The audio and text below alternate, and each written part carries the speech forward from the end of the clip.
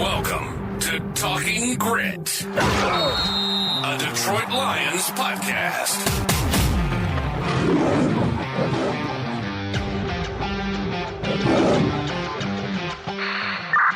Talking Grit is brought to you by the Monroe County Reporters, Monroe's top news source for police, fire, and community events. Depot Street, truck boy at request. Follow them on Facebook, and for $2.99 a month, you can become a subscriber and get the news you crave even faster. Welcome, everybody, back to Talking Grit. It's just Jacob and I today. So just Jacob and Jason. We don't have another person. So Jacob is free reign to rain his insults upon me, and I will try my best to defend myself. I don't have to be nice to you anymore. Just be myself. You know, it's like when you were a kid and your parents are like, you know, Grandma, Grandpa are here, you better act, you better behave. That's kind of what I was when Justin was here. I was like, Jacob, you better not, you know, say anything stupid in front of Justin. We want He him. said, don't embarrass me. Yeah, exactly. We want him to come back sometime. So no, it'll be good for just you and I. I'm missing the banter that we would have back and forth. So glad to have it just you and I. So last week, Jacob and I had the opportunity to go to training camp on Thursday. So that was the day before they did the scrimmages, but we got to see some pretty cool stuff there. I know if you listen to Matt Soltesiak on one of our last shows, he said get there at 8 o'clock. Jacob and I didn't listen to him. We got there at 7 o'clock in the morning. We know doors don't open till 7:30, but we like to be there early and check things out. And then we got to see everything. It was pretty cool. So was that your first training camp, Jacob? That was the first one I went to. Okay. And I would say for anyone that's ever been on the fence, you're not sure, you know, if you're going to like it, if you're going to care for it, you definitely need to get there. Definitely a cool experience for everybody. Yep. Definitely fun. I mean, you got kids. I could see some of them maybe not being excited, but there's a ton of like things for the kids to, you know, look at. There's things to take pictures with.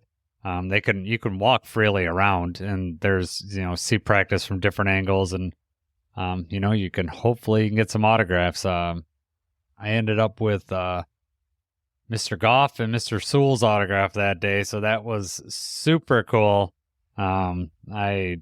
My boys, I mean, it weren't really for me, but they're for my boys. So they're sitting downstairs on my bar, and the boys still are excited that we got that. So it was awesome. Those are two really good autographs to get. Yeah, I was not expecting that at all, and it just kind of fell in my lap. So that was pretty cool. Along with that, we got to meet Jeremy Reisman in person, and he was gracious enough to talk to us for like 15 minutes. Talked a little bit about, you know, a lot about Lions and, you know, how things are going, and it was fun. It was fun catching up with him. So that was really cool. Yes, he's a very, very cool person, very easy to talk to. Yeah, and he loves to talk Lions, so that he fits right in with us because that's what we obviously like to do. Another thing that I just want to mention is when you get there, Matt had said, you know, sit towards the back. If you're there in the morning, you want to sit way in the back, like maybe the back 5 to 3 rows, because everything else was in the sun. About halfway, or by the end of practice, about half of the stand is covered because they're doing the early morning practice. So if it's important for you to stay out of the sun, sit towards the back of the stands. Yeah, that's part of getting there early, too, because, you know, it was funny when they let people in when they first started. There's literally people running to the sides of the fences. They're not even running for the good seats. They want on the outside of the fences. They're thinking autographs. They're thinking, you know, after practice.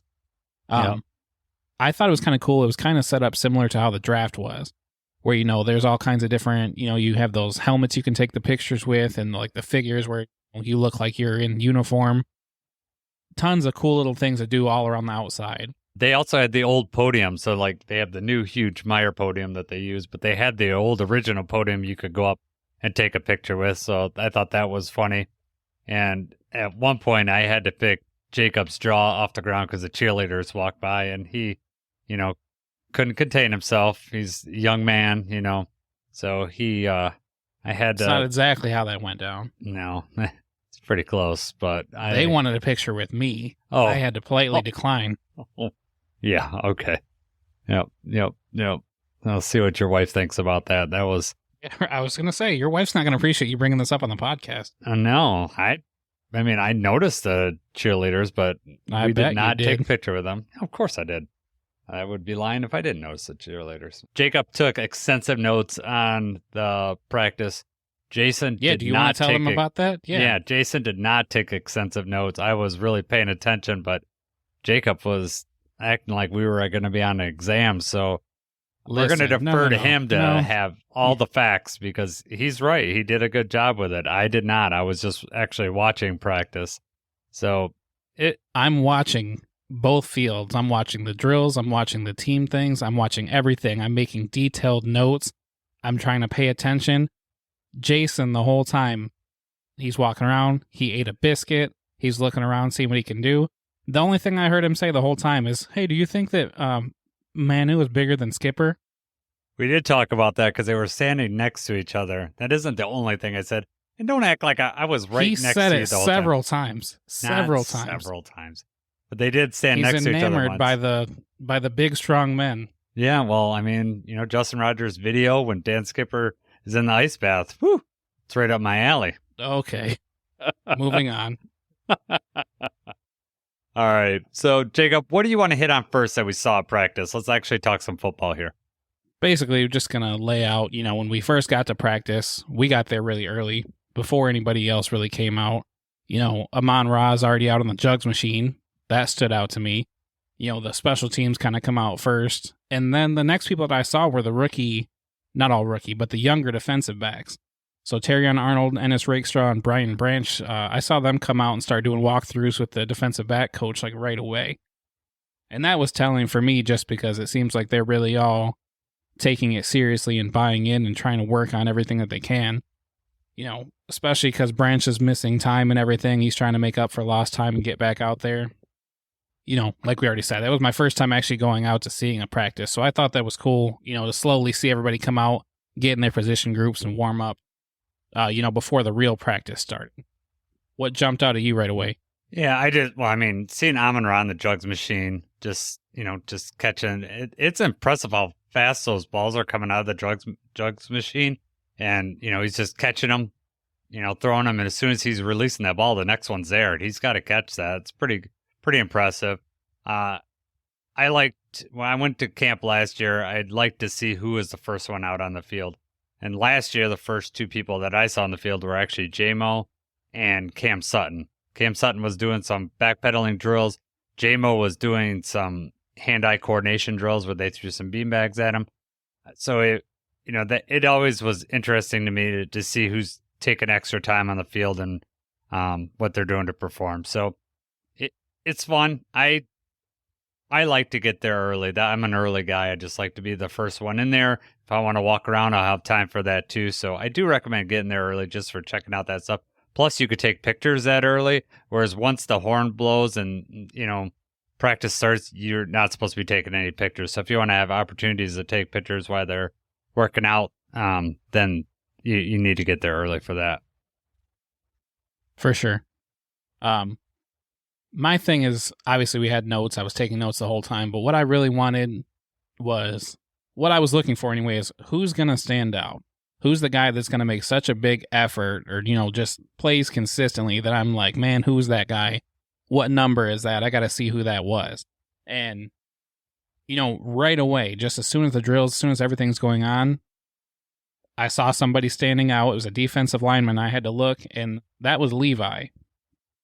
And, we heard so many things ahead of time about how he's looked in practice, how he looked in like the OTAs and everything. To see that, for ourselves was very cool because he definitely was. He was making an impact, and also he just wasn't giving up on the plays. And that was something that was really cool to see and really stood out to me. Was there anyone like that for you that you were looking for that really stood out? I wanted to watch Levi too, because just how dominant he's been being portrayed. Another guy that stood out to me was Marcus Davenport. He just has a bull rush, and he just pushed. I'm assuming it was Decker on that side. I'm not sure. I couldn't see the number who he was blocking, but he just pushes them right back into where the quarterback would be. They're not going to touch the quarterback during these drills. But I was really impressed by Davenport, and just thinking ahead to the season, if he's able to push and compress that side of the line, that just pushes them all the closer to Aiden Hutchinson on the other side. So I was super impressed with Davenport from what we saw from him. Yeah, that's true. And that's probably exactly, what the Lions, what Brad Holmes and everybody's looking for is we need them to not run away from Hutch. We need them to be pushing that side of the line. So if Davenport is just consistently bull rushing, and, really that's wearing down the offensive line over the course of the game too. And yeah, definitely just pushing him Hutch's way and making it easier on him and Aleem. I mean, it's going to help with the run game too, because you're just giving, you're pushing them back into the back, or, you're not letting them go out that side. I'm intrigued by how he played and how that's going to, if you could stay healthy. I mean, that's the big if with Davenport. Can he stay healthy? But, for right now, it looks pretty good. Looks promising. Definitely. A lot of the one-on-one drills that we saw right in front of us anyway, where there was a lot of the wide receiver and defensive back. We saw the individual drills with the defensive backs. They're warming up and everything like that. I did notice when they were doing the safety drills, Brian Branch and Kirby Joseph were the two that were kind of the leaders out there for the drills. They were the first ones taking turns, and they followed that up with Iffy and Brandon Joseph, kind of like the second team, first team, second team going on. But, it really stood out to me when they broke down and had the receivers and defensive backs kind of going one-on-one. The defensive back play actually looked really good. I mean, Tarion lined up against Amon-Ra every single time.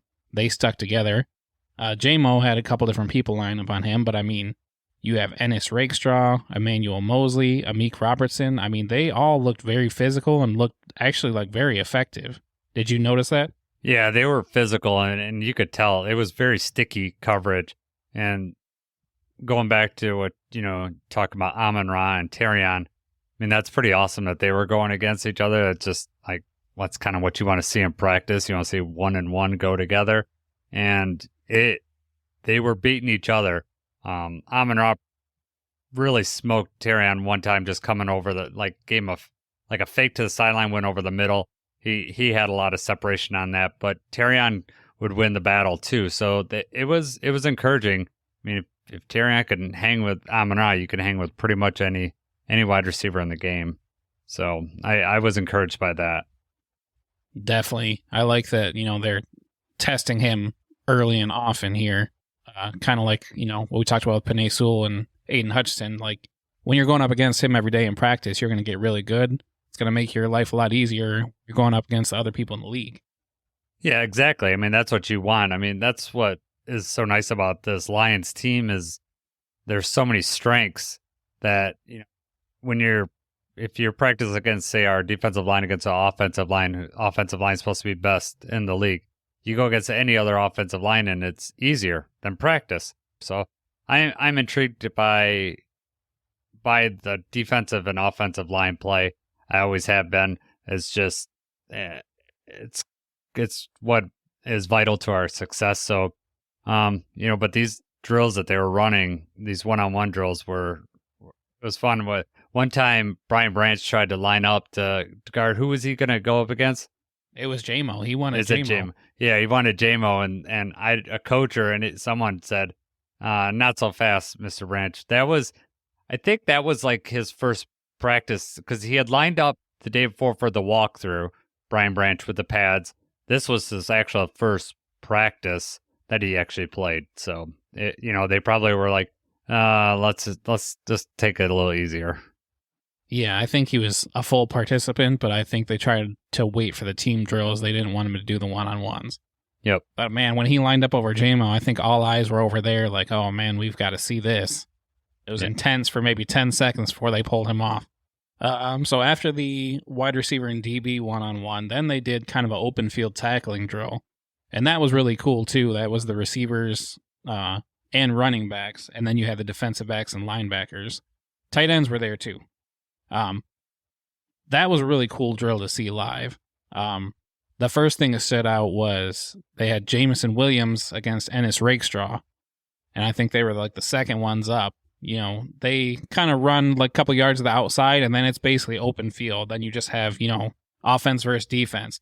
And the first time Ennis Rakestraw kind of, you know, strafed, did a step to see which way Jamie was going to juke, and then Jameson Williams puts his shoulder down and runs right through him. Runs over him, gets by the whole crowd. You know, the crowd loves JMO this year, so everybody thought that was really cool. Second time that they come up, you know, they go through the lineup, everybody goes. Rakestraw was ready for it the second time. Second time they do the same thing. He runs out. It's in the open field. Rakestraw didn't give him a second. He came up and made the contact and got one right back. And that was very cool to see live. Yeah, that drill in particular, I think really, you know, favored the offense because they basically were lined up in the middle of the field, kind of ran a sweep to the, you know, to the outside, and it was just one-on-one. So there was no other defenders. It was just one-on-one. Ja looked unstoppable in this particular drill. Jefferson also looked pretty good in this drill too. So that was like one of my favorite parts of all of practice until they got to like actually running the 11-on-11s. Yeah, no, that was very cool. Mine too. It was a cool drill to see. Yeah, I noticed just on the defender side, Jack Campbell just did not have any luck in this drill, which is kind of discouraging for me. I would think that with his athleticism that he would excel in these drills, but he, maybe it was because Did you see who he was up? Yeah, and that's what I was going to say. Maybe it's because he's going against Demo, who's one of the best at breaking tackles, and making people miss. So, you know, but still, I would hope that out of the 3 chances that they win again, I was hoping Jack would at least get one, but he didn't look particularly good in that drill, I didn't think. No, he didn't. Yeah, I felt the same way. You know, we talked about that before too, where you kind of, in these practices, you don't want one side to do so well that the other side doesn't ever win. You want that 50-50. You want them both to kind of get their hits in, both kind of look good. And yeah, I think of the 3 tries, I think Jack Campbell only actually got to touch him the one. Yeah. He just very shifty, very, you know, very hard to bring down. When Ja hit Kirby on a juke, and then after that, JMO come out and let Kirby know about it too. That was like the end. That was the last, you know, run of the drill. So this drill was over. So JMO was not shy about letting him know that he just got beat pretty bad. Oh, he loves running out there, full extension, finger in your face, pointing you out. I'd like to hear what he's saying too. You know, he's got to be talking smack while he's doing it, but we can only see the finger point. Yeah, we can only we just get the body language on it. But, you know, that, I think it's all in good fun. You know, Kirby can talk too, for sure. So I'm sure he's just giving it right back to him. But, you know, he had nothing to go back on because he just right when you lose the rep like that, especially because that was the one that ended the drill. You kind of just have to sit on that for a little bit. Yeah, exactly. So let's talk about 1s versus 1s and 2s versus 2s and 3s versus 3s and what we noticed there. So next one up, we have the, you know, first team offense going against the first team defense. They're 11-on-11 situational work. The first thing that stood out to me when they line up out there is that Doris Fountain's out there with the 1s. Very first round with the 1s, very first go, he's lined up wide receiver 3 spot. You know, that I think was surprising. I mean, we had heard that he had been looking good in practice, but seeing it live and then they're out there, you see him, Amon-Ra, and JMO out there all together. And, you know, honestly, he caught a couple passes and he looked really good. It looked like he was filling in that Josh Reynolds type role for them. You have any idea or any opinion on how Fountain looked? Well, after talking with, you know, Justin Rogers yesterday, yeah, he thinks he's the front runner. I wasn't sure, you know, at the time if they were just trying him out, because sometimes the lines will put, you know, just test someone's limits and put him up there. But it appears that he's the lead dog now. We had joint practices earlier today. We got another set tomorrow. We got 3 preseason games left, so a lot of things can change between now and then. But Jacob is right. He was impressive. He could make some contested catches. He definitely can high point the ball.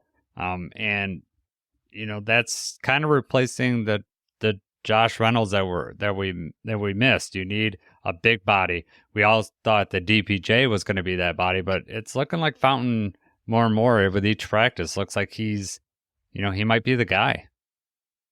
Yeah, we saw him out there with the ones. We did see DPJ out there. Obviously, it wasn't with the ones. He had a chance out there too.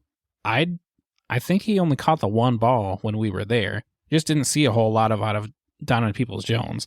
I feel that's also kind of what Dan Campbell said before, that, he's been around a little bit now. I think they kind of know what they have in him, but they want to see more. I think we all want it to be there. That's who we wanted it to be. That's, we know what he's capable of doing. Obviously, he was here last year. He's got the Michigan history and everything. We want him to succeed, and we want him just to slot right into that Josh Reynolds role. It just doesn't look like it's happening right now. They just need more out of that wide receiver 3 spot. Yeah, we'll see what happens in these preseason games, because they're they're probably not going to have many of the number ones play. But I expect Fountain to play this week on Thursday. I don't think they're going to let him sit, because they're going to want to really make sure they know what they got with him. I think DPJ did catch a touchdown with the second team.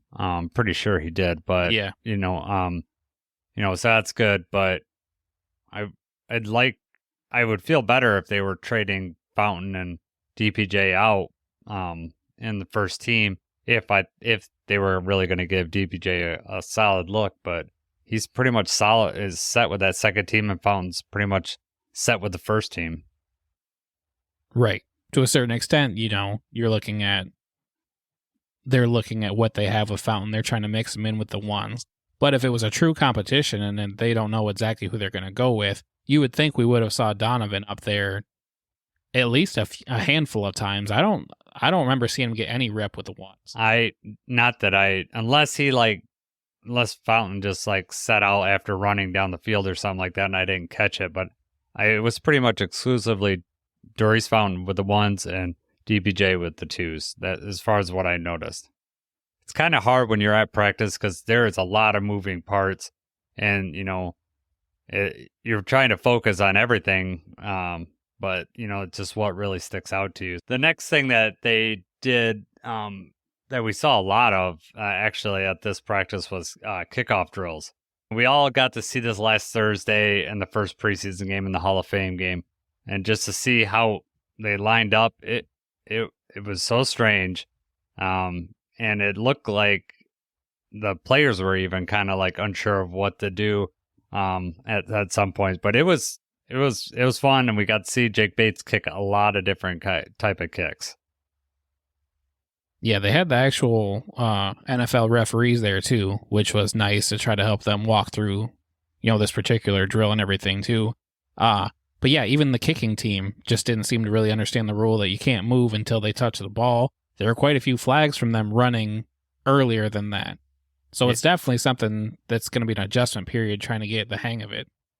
So when they did this, they kind of did it at walk-through speed. So they would kick it off, and then they'd start a return. As soon as there was any sort of contact with the runner, they just kind of blew the play dead at that point. So they were just basically, I think, trying to figure out, how to defend it, and where, they were just, at this particular practice, they were trying to see about the different kicks, because we saw them do a squib kick. There was a knuckle kick. They did a high kick. They even did a line drive kick. One was so low it hit Khalil Dorsey right in the back of the head, and he fell right forward. Everyone had a big chuckle when that happened, I'm sure. That was good. Except for Khalil. I'm sure Khalil did not have a chuckle. So what did you think of the whole kickoff, and what do you think we're going to see in this first preseason game coming up on Thursday? It looked as strange as I thought it was going to. It was weird seeing that for the first time live, because this practice that we saw was before the first preseason game. So that was the first time we got a really good look at it. It definitely was apparent that not everyone knew what was going on. We also don't even know for sure who's going to be on this kick, who's going to be on the coverage team, who's going to be on the blocking. They shuffled just everybody around in there. They had different people on the side blocking.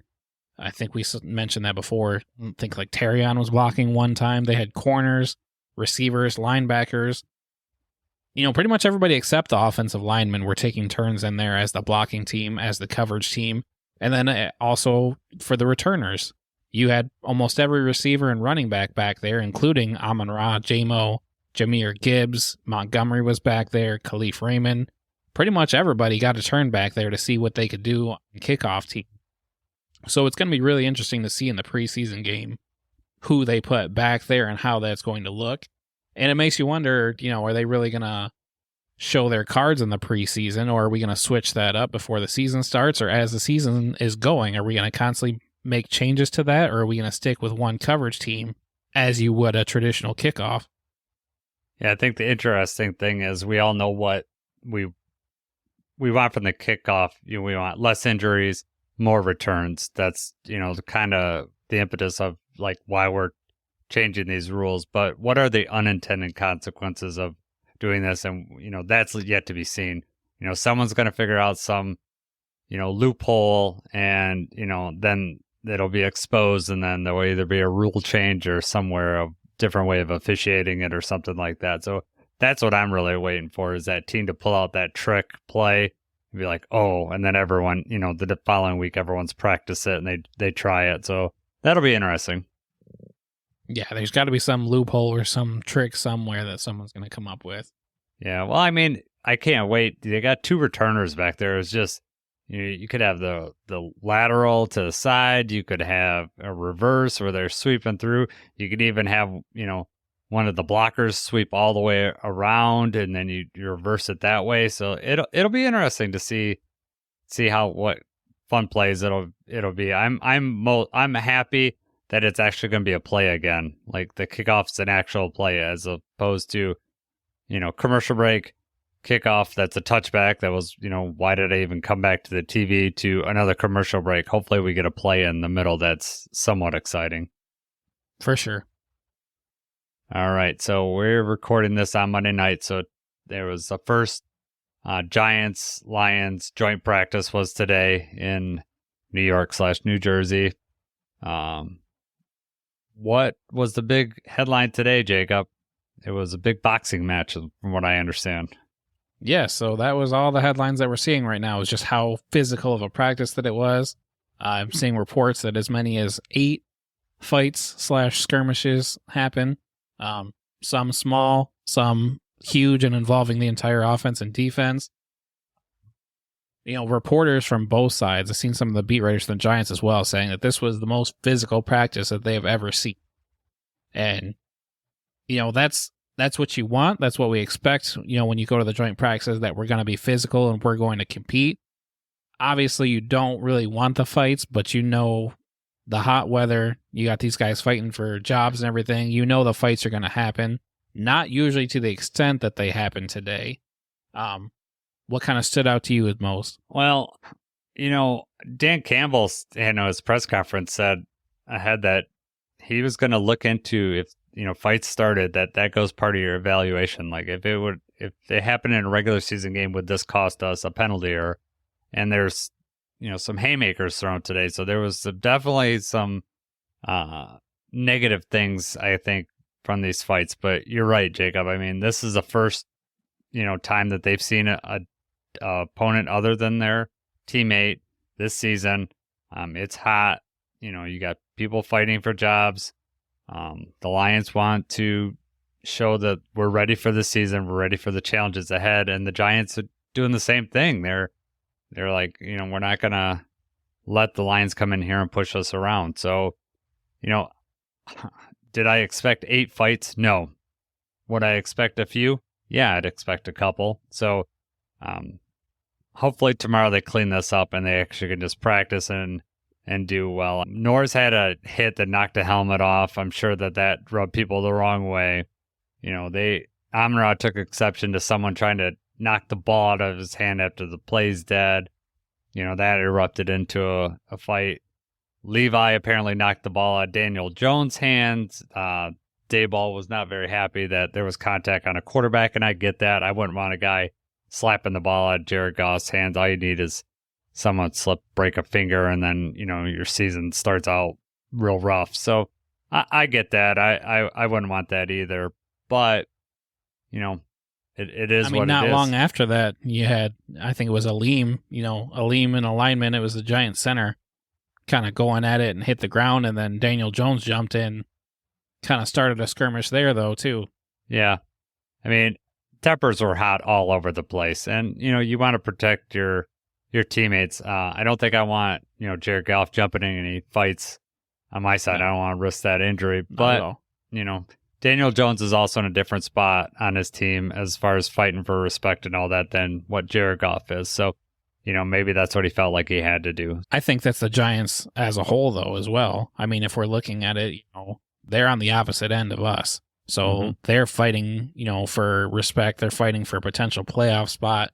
They're trying to get the respect. And, we know what we did last year. They know what we did last year. I think this also kind of speaks to what we were saying before, that there is definitely a target on our backs. It's not the same old Lions. We're not the game that you circle because it's going to be an easy week. This is going to be a tough game when we play, and I think everybody's going to bring their best when they play against us. And it started right away. It started in these joint practices. Yeah, I think the Giants said they can't be shown up by us. They can't, when it's in New York or it's in New Jersey, they can't let us come to their house and just embarrass them in the practice. A couple of the Giants beat writers had mentioned that they were happy with the Giants O-line stood up against our stout defensive line, which is nice to hear that, the opinion on the other side is that our defensive line's very good. I was, however, disappointed that offensive line was able to hold up our defensive line. I really thought that we'd generate a lot more pressure. Speaking of I'm seeing a lot where it's like 50-50, though, too. So you'd expect their beat writers to try to lean towards them a little more and ours to lean towards us. I agree. From what I've heard, it's a lot of 50-50. There are a lot of wins. We didn't want 50-50, though. We wanted to embarrass them, and we wanted to show our dominance. You want Hutchinson to dominate. Aleem there's a video out there of him just like pushing the center all the way back to the quarterback in one of the drills. So, there was some dominance showed there. Giants had some dominance too, though. I heard Brian Burns was constantly in the Lions backfield, which surprises me, but Brian Burns is a talented player. So, tomorrow I expect a physical practice. I expect less fights, but I still expect a really physical practice, and I expect the Lions to look better tomorrow. I think they're to excel in some of these areas that maybe they did not excel in today.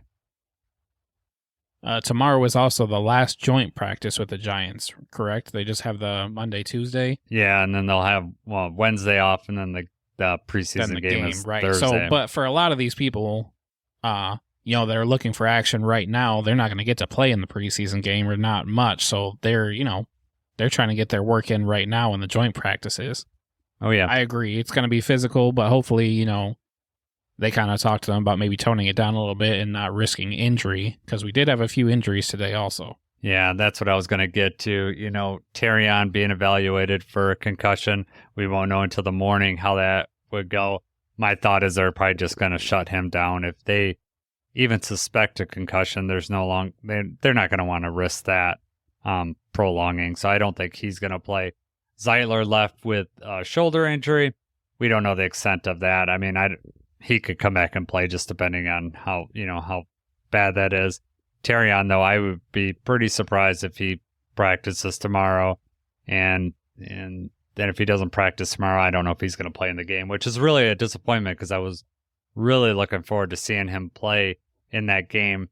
Even though that he's the presumed starting corner, Jack Campbell played a sizable amount of the preseason last year, and I'm thinking they were going to do the same thing with Tarion, let him play. Yeah, definitely. I saw the clip, though. I don't know you've seen it, too, where, it's Andrew Thomas. It's the all-pro tackle for the Giants coming in basically helmet first, helmet to helmet with Tarion. It was a tough hit. Yeah, and it's really uncalled for. Andrew Thomas is like twice the size of Tarion. He doesn't need to come in that forceful.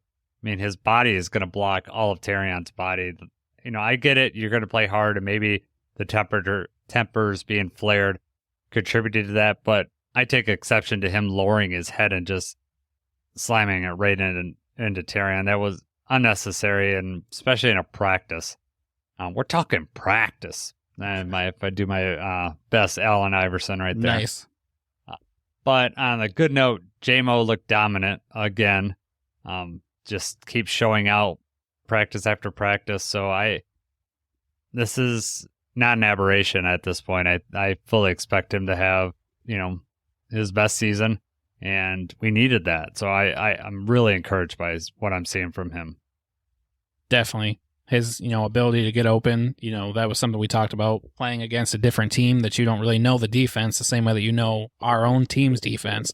So he's going up against these other people that aren't used to him, and he's not used to them, and he's still able to get open. He's still able to break. He had one deep ball, and one of them I think was a red zone play where he kind of just got open in the back of the end zone again. Both those plays, there was no one around him, too. It was like that red zone play doesn't, I don't know why. We don't see the whole play because, this is how the practice cameras go, but didn't look like there was anyone around him. And then the other deep throw that he had, their deep shot that he caught, he was like a good 2 yards past the defender. The defender wasn't even close to knocking that ball down. So, it's great. We need him to show that speed, and it's really nice to see Goff hitting him right in stride, too. I'm encouraged by that.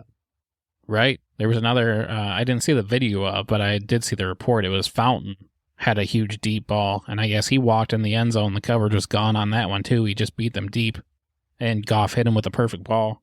Yeah, I saw that. So, that's just another feather in the cap for Fountain, right? He's just stacking days now. He had that one really bad practice last week, and he dropped, a couple bad passes, but he didn't. Seems like he's bounced back pretty good, which is, for a guy fighting for a job, you need to stack good days, and you can't let one bad day take it out of hand. And we'll see how he looks tomorrow, and we'll see how I expect him to play Thursday. So I'm really looking forward to that. That's one of the guys that I'll be keeping my eye on Thursday for sure. Yeah, definitely. He's got a lot riding on this preseason.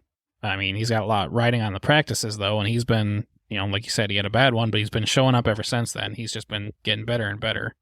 Yep. Another thing that I'll mention, Justin Rogers mentioned today that Hendon Hooker is lined up with the threes, and he had the least amount of time on the field for all the quarterbacks. So I found that curious. I thought they would want to get him more time on the field with another team, but maybe tomorrow's the day where he's going to line up with the twos and get more time, or they plan on playing him extensively in the preseason game, and they don't want to, tire him out or whatever. So I'm curious by that. Do you have any thoughts on that, or what do you think that means anything, or is that just, how they lined it up today? No, I think that they're just putting, based on how the practices have been going and based on how their preparedness and readiness, that just seems like Sudfeld's above him. But that's also concerning because I think ideally, it seems like anyway, Goff and Hooker are 1 and 2, and then Sudfeld's your third guy. Sudfeld's the one that's going on the practice squad, and he's the emergency quarterback. But how the things have been going, I don't know that you can do that anymore. I think you have to keep all three. Yeah, that's the concerning part, is just the roster construction aspect of it. If you have to keep 3 quarterbacks, who are you knocking off your team? Because we're seeing a lot of competition all over, and those roster spots are at a premium, because you're taking the risk of losing someone. You'd rather have Hendon win it, because you're probably not going to lose Nate to anybody. He's going to pass through waivers. You're going to be able to put him on his practice squad. He's going to take that because he's used to being on this team, and he's going to want a job as opposed to no job, as opposed to cutting someone else that probably is not going to make it through waivers and, is going to end up on someone else's team.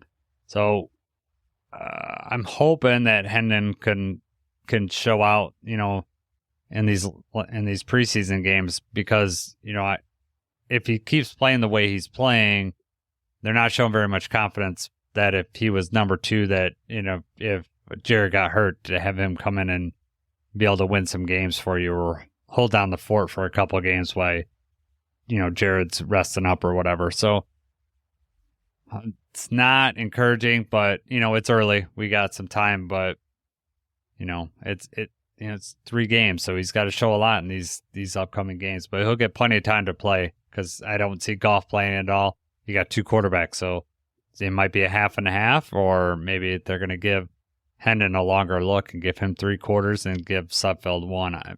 I'm curious. I don't know how that's going to work, but I feel like they should do half and half for the first game, and then based on how the next week of practices and everything goes, then you kind of need to see how much further up to speed do we need to get Hooker. Yeah. And then up front, do you talk to Nate Sedfeld about that? Do you let him know ahead of time? Like, the plan is, if we do have to cut you, we want you to come back on the practice squad. They did that with David Blau, and, Blau didn't want to go to the practice squad for us. He ended up going to the Vikings, I believe, right?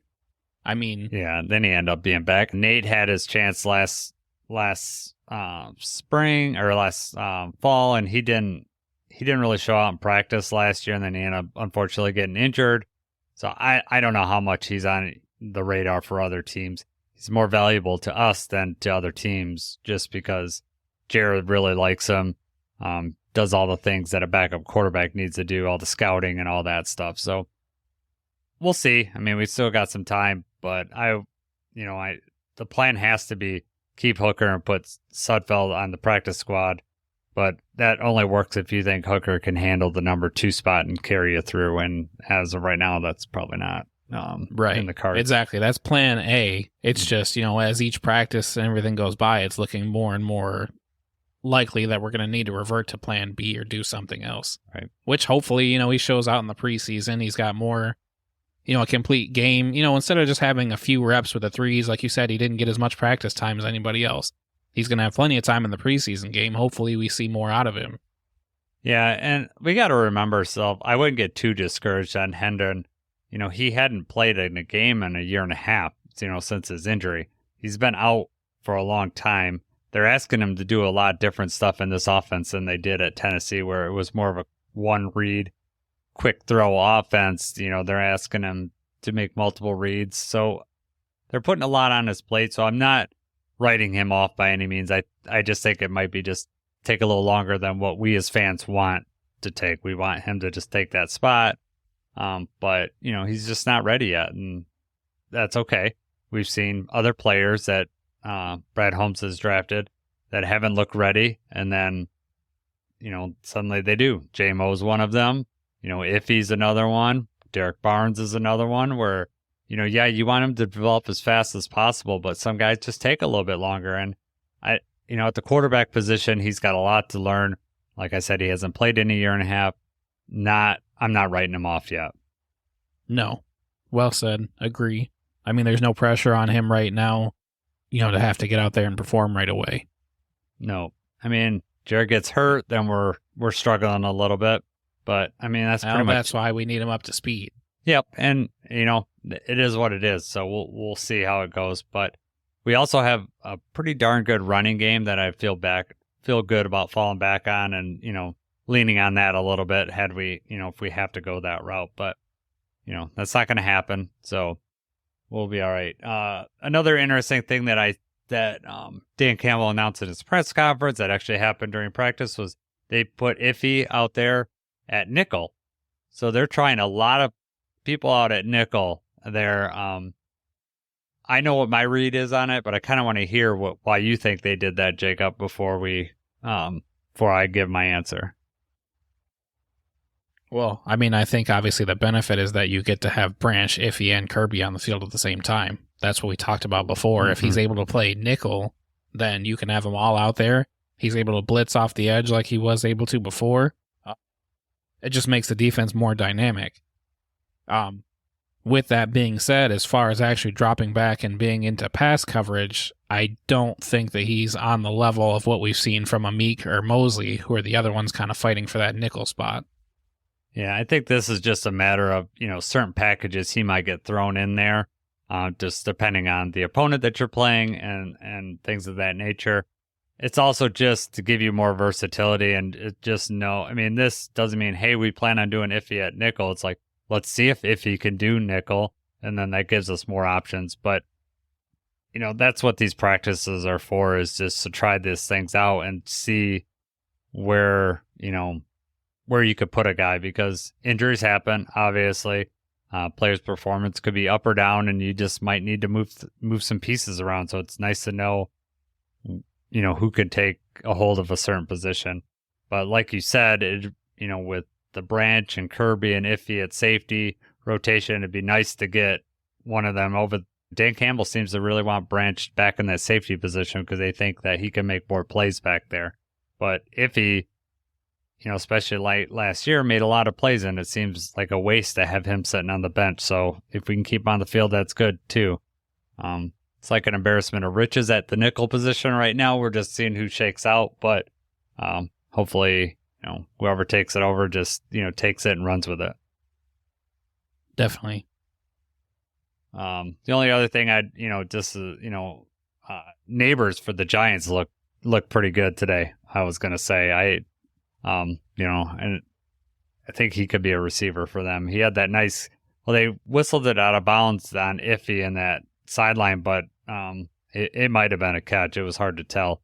So he had a really nice catch over there, and I think he had some other nice plays throughout the day. So that's a good challenge for our corners. I mean, we want to go up against some, top-notch receivers, and, neighbors may be it for the Giants. Yeah, I didn't get to see exactly who he went up against or how the rest of it played out, but I did hear the same thing. I heard he was impressive. He made a lot of good catches. I saw that same highlight against Iffy, where it was kind of a zone coverage. Iffy was just a second late getting there. That probably would have been a reviewable play because the ref ruled that Neighbors was out of bounds, but he might have got both feet in. Who knows if he had the ball under control. Right. It's just practice. But he caught the ball, bottom line. I mean, it was close enough to call it a catch, and it was impressive. Yep. All right. So it leads into the preseason game, which is coming up Thursday, 7 o'clock. It's going to be on Fox 2, so you're going to be able to see it locally. It's also going to be streamed on, I think, DetroitLions.com. It'll be replayed on NFL Network, so if you miss it, you might be able to catch it there too. So everyone, in the local area should be able to see it, but I think if you're non-local, you might be able to do DetroitLions.com to be able to check it out. So what are you looking for? What's going to be your focus on this in this preseason game, Jacob? Kind of been the theme that we've been talking about already, but we obviously want to see the quarterbacks and see how well, Hendon Hooker and Nate Sudfeld, how they run the offense. Really looking at Fountain, Donovan Peoples-Jones, and Antoine Green, trying to see the receiver play there, and really just how our defensive backs look. Obviously we were hoping to see Tarion. That may not happen, but we are going to get to see Rakestraw. They're probably going to have Mosley and Amik out there and just, see what they can do. I'm out of everybody. Hendon Hooker, I want to see just because I just want to see how he performs in a game. I'm just really curious about that.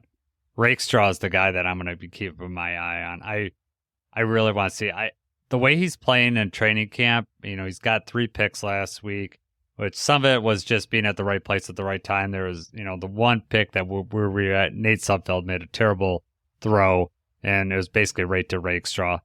But he's in, he caught it, so that's good. But I think we might have stole one in the second round with Rakestraw. I'm getting this feeling, and just he looks like a baller. He looks like a Dan Campbell guy.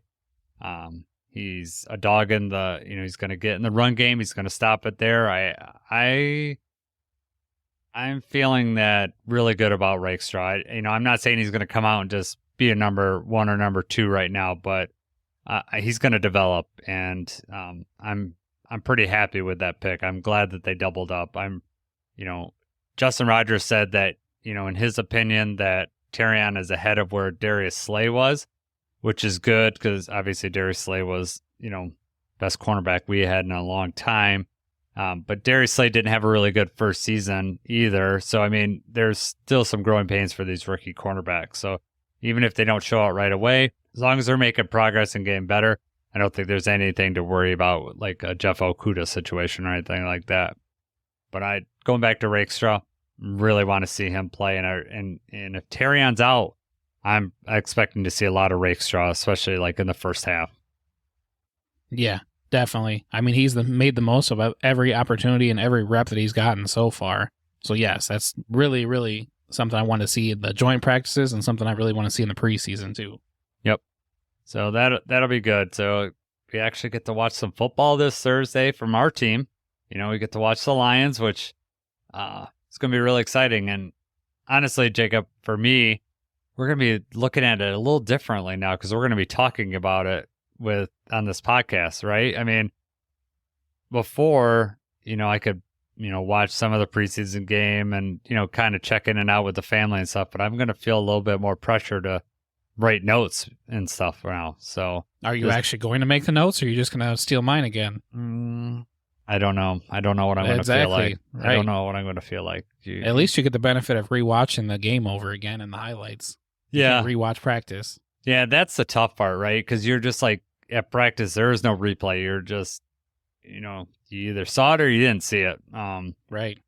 But it is what it is. We forgot to mention Golden Tate's coming back. So he's supposed to be on the broadcast team. So kind of curious how he does. I always liked Golden when he was playing with the Lions. So that'll be fun. And, he's not going to shy away from an opinion based on how we saw with him when he was here. So I'm excited for that. So we'll see how that goes. He's, well loved in Detroit. So for sure.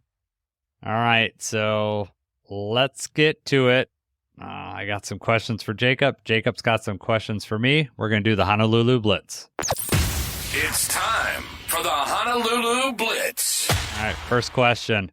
Who caught Jared Goff's first touchdown pass as a Lion? So when Jared Goff was a Lion that first game, who caught the first touchdown pass? Oh, man. That's going to be a tough one. That is a tough one. Let's see. Give me a minute here. I'm going back. He's no longer on the team. I'll say Swift. It is TJ Hawkinson. 6-yard touchdown pass against San Francisco. All right. We mentioned this guy earlier in the podcast. What team is Jeff Okudah on right now? Do you know? The Falcons? Nope. Yeah, that was last year. He left the Falcons. Somewhere else. Yeah, he signed with the Houston Texans. I was going to say Texans. Yep, they signed with them. But I haven't seen anything about him. Yeah, man. Is it fall into a depth piece? Or? Yeah, he did. All right, so I don't know if you saw this earlier or not. It was on Twitter or wherever, Reddit. Amon-Ra said he would buy anything for Jahmyr Gibbs if he went 1,000 yards in both rushing and receiving. If you did that, what would you have Amon-Ra buy you? Well, you're already NFL players, so, you pretty much have everything that you want anyway. Right. I know, but something like that, you'd have to go big. Yeah. Right? Yes. You buy me a car. All right. In your opinion, who's going to lead the NFL in receiving yards this year? I'm going to say Tyreek Hill. You're going to say Tyreek? I was thinking about it. This guy got injured today in practice, but with Stafford back there, Puka Nacua, if Stafford latches onto you, you're going to lead the league in receiving. You just keep getting fed the ball, tons of receptions. I'm thinking Tyreek just because of how the deep threat, and then even if the game isn't going well, Tyreek could get 4 catches, but he still might have 150, 160 yards. What is your favorite all-time video game? Favorite all-time? Yeah. It's a tough one, but I'm going to say Left 4 Dead. Okay. I think I told you about this at work because JJ's starting to play it, but the most played video games I think I've played are Left 4 Dead or Rock Band. Okay. Which is just, a fun one that I play with my friends and family. Also, Halo is another one that comes to mind, or Grand Theft Auto. All right, that was number 5. My turn. All right, here we go. How many Lions round 1 draft picks currently play for the team? Ooh, round 1 draft picks. Let's see here. You got Taylor, you got Frank, you got Penei, you got Jameer, and then J-Mo. So what's that? That's 6, right? And then on the defensive side, you'd have Aiden, Tarion. So we're up to 7, I think. 7 or 8. There's probably a backup I'm not thinking about. I'm going to say 8. Yeah, you got it. You right. listed them all, too. That was good. Yeah. Tarion, Jahmyr Gibbs, Jack Campbell, Hutchinson, J-Mo, Penei Sewell, Frank Ragnow, Taylor Decker. All right. Feeling pretty good. Way to think that one out. All right. It's supposed to be the Honolulu Blitz. You're supposed to be quick questions. You think I have that memorized in my head? How many? I know. Number 1 No, picks? but I'm saying that because the next one's going to be the exact same for you. So from 2000 to 2010, how many different head coaches did the Lions have? Oh, jeez. Oh, Pete. For that 10-year period. Yeah. I'm just going to guess. Let's see. Let's say I'm going to say 4. So there were actually 7 in those 10 years. Oh. I think that 1 or 2 may have been interim coaches. I was going to say, back from 2010 back to 2000. You have Jim Schwartz, Rod Marinelli, Dick Duran, Steve Mariucci, Marty Morningwig, Gary Moeller, Bobby Ross. Yeah, so 2 of those are interim. I think that Moeller and Dick Duran were they were 2 that were they were interims. Yeah, I think Gary Moeller just he put like 4 games, but right. Yeah. All right. Let's see. What former Detroit Lion leads us in Pro Bowl appearances by an offensive lineman? Former Detroit Lion. I mean, you say former, so is he retired? He's not currently active. Yeah, he's retired. Okay. All right. Just it wasn't anybody on the team is what I was going. Okay. Lomas. I'm going to go Lomas Brown. You are correct. Lomas Brown had 6 Pro Bowl appearances. So let's see. If we could only put 2 players on kick return for the whole season, what 2 guys are you picking? So if you had to set 2 and they had to be back there the whole year. Okay. Well, are we like taking into consideration injuries, or I just want my best returners back there? No, just your best 2 people back there. I'm going to put J-Mo and I'm going to put Gibbs back there because my 2 fastest guys, and Gibbs also has the running back set. So those are the 2 that I put back there for sure. Agreed. Hard to bring down on the open field too. Yeah. All right. If you could only eat at one restaurant for the rest of your life, where would you pick? Oh my God. One restaurant. Man. Wow. I know this is like stupid, but I really like Outback Steakhouse. I just like their food. I mean, honestly, if I could pick somewhere, I'd go somewhere super nice, but I'm just saying place that I would eat regularly and I could find, I go Outback. I like a lot of things on their menu. So, they're not That's a good answer. That's an honest answer. So, yeah. Outback Steakhouse. They could sponsor us if they want. Yeah.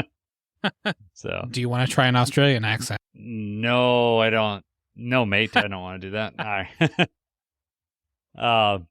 It's good just having a podcast with just you and me. I enjoyed that a lot. Definitely. It was fun. Back at it again.